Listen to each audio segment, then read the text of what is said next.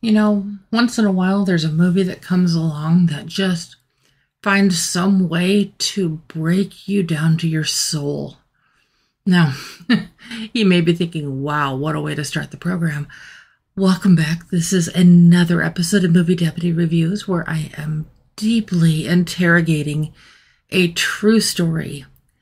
The story that we're going to be talking about today is, to say that it is an emotional ride is, I just don't think that sums this up accurately enough. This is the story of Lee Miller. She was a noted photographer and correspondent during World War II. And it was, she took pictures and shared things from World War II that many people were afraid to showcase back then. And she had the galls to do so. Now, mind you, be noted that I did say galls, not the other. But honestly, she had a bigger set of those than half the guys, too. I mean, at least of those that she was interacting with. This story is one that, like I said, it will break you down to your soul. This one is not, okay, I don't know if you've ever, if this is your first time here, welcome. I love that you're here. If you are a regular listener, you know I always say that history shouldn't be pretty. History should be taught as raw, as real, as brutal as it was. It should not be toned down. It should not be softened. It should not be muted. It should not be dumbed down. For a better way of saying that. And this is not any of that. This is raw. This is real. This is difficult to watch at times. This is absolutely in your face without being in your face. This was her. This was her life. And what we see from the beginning is her son asking her questions. Now, this is not the story about some random person. Lee Miller was an actual war correspondent and photographer, and she just did amazing things. She did things that women didn't do back then.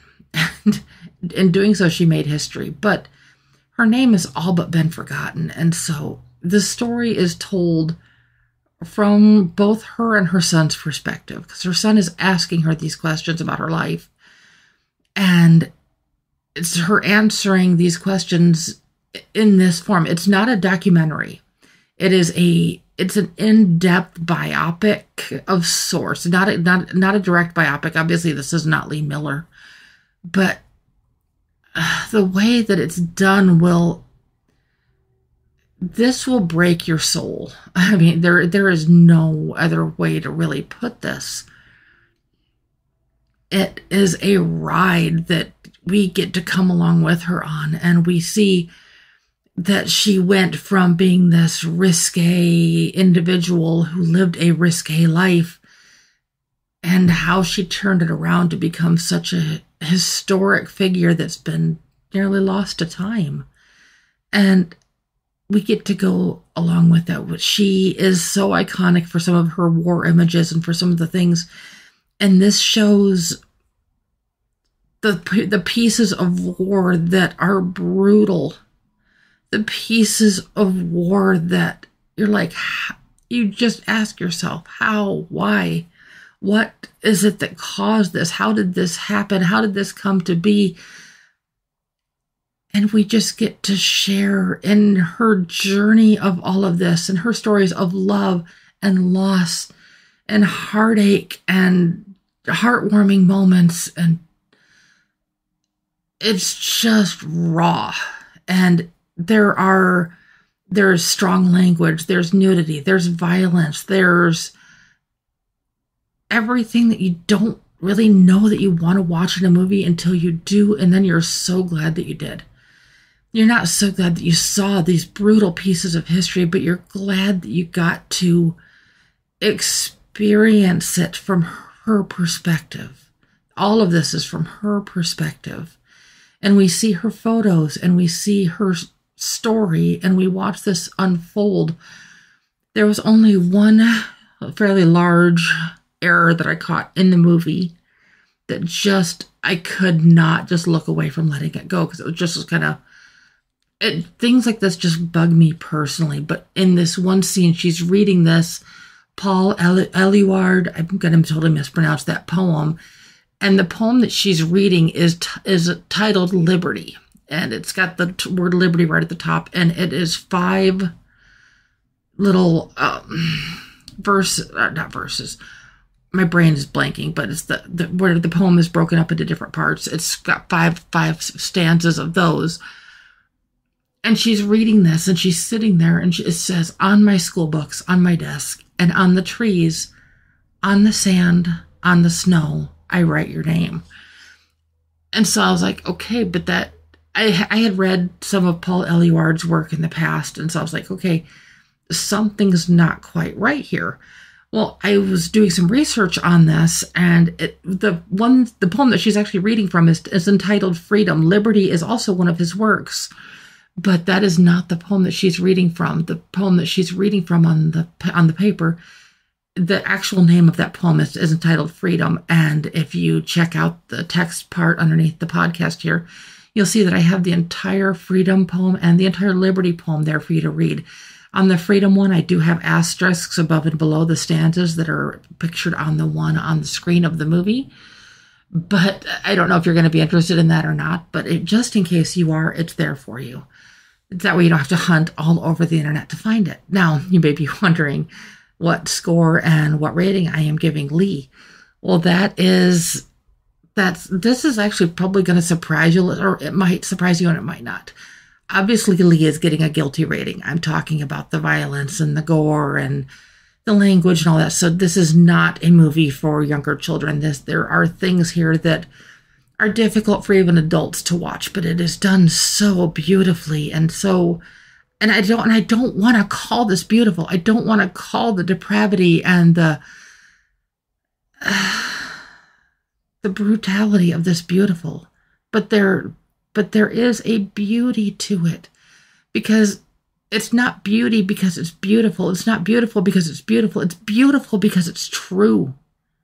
It's not dumbed down. It's not muted down. It's not filtered through the eye of whatever could reduce it.